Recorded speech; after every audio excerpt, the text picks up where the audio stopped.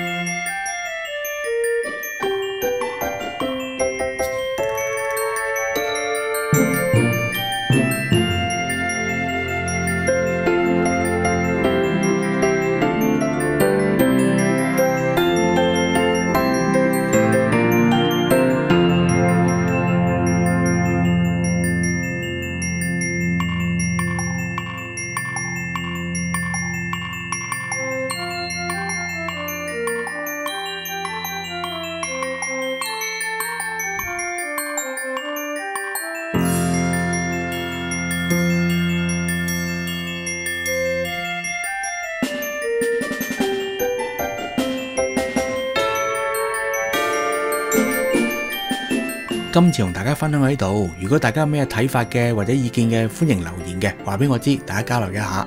如果未到嘅頻道呢，記得一定要翻喎，亦都撳個鐘仔，第一時間可以收到上載嘅通知嘅。亦都歡迎將我嘅 YouTube 頻道分享俾你嘅朋友，大家亦都可以 follow 我嘅 IG 同 follow 我嘅 Facebook 嘅。最後，如果覺得條片好嘅，記得俾翻個 like 我啊！拜拜。